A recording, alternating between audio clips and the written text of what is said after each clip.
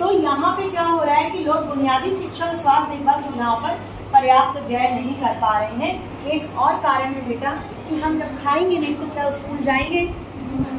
जब हमारा पेट नहीं भरा है तो क्या हम करेंगे? जब पहले पेट भरेंगे तब तो हम टीकाकरण कराएंगे या दवाई पे ही जिंदा रहें। रोबोट तो है नहीं कि टैबलेट्स खाओ, इंजेक्शन लगाओ, तार जोड़ दिए गए चल रहे हैं, ऐसा तो नहीं है। सबसे पहले क्या है, हमें गरीबी से ऊपर उठाने के उपाय किए जाए। पहले पेट में अन्न जाए तब तो।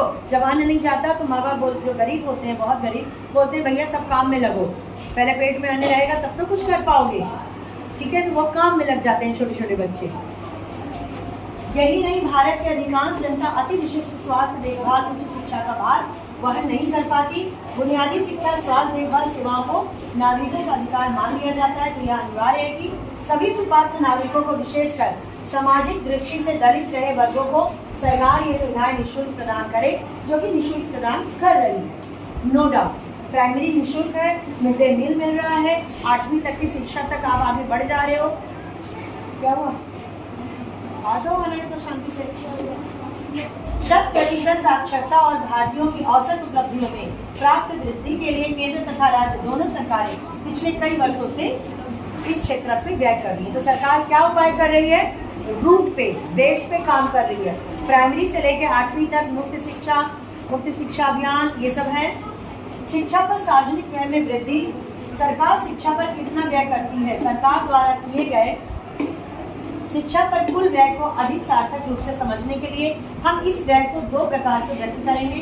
कुल सरकारी व्यय में इसका प्रतिशत, सकल घरेलू उत्पाद में इसका प्रतिशत। अभी इसको करते हैं, उससे पहले एक बात जान लो, जो लोग टैक्स पे करते हैं, हम लोग जो आयकर भरते हैं, उसपे भी शिक्षा का उपकर, शिक्षा पे एक कर 4% देते हैं। जितना टैक्स बना 4% उसका शिक्षा में हम लोग भी दे रहे हैं, जो टैक्स पे कर रहे हैं। तो वो सारे चीज़ें जमा होकर के सरकार खजाने में जाती है और फिर सरकार उसको रिलीज करती है। आपको जो मुफ्त में मुहैया कराई जा रही है चीज़ें, वो उसी टैक्स के और जो योजनाएं हैं बजट में, उससे आती है। भाई सरकार कहाँ से कमाती है? भाई पेड़ है क्या झाड़ते होंगे मोदी जी कि गिरता होगा पैसा? कैसे? हम कहते हैं सरकार दे रही है। सरकार बेटा जान लो मैनेज कर रही है। मैनेजमेंट जैसे मम्मी घर का करती है ना, मम्मी पापा से ले रही है, आप लोग को बांट रही है, कहाँ कितना लगना है ये बता रही है। सरकार मैनेज करती है। वसूलती कहाँ से है? कर से, टैक्स। आप अगर 1 रुपए का भी सामान खरीद रहे हो, आप टैक्स दे रहे हो, वो टैक्स क्या कहलाता है? जो वस्तुओं पे लगता है इनडायरेक्ट टैक्स। इनडायरेक्ट टैक्स अप्रत्यक्ष। क्यों?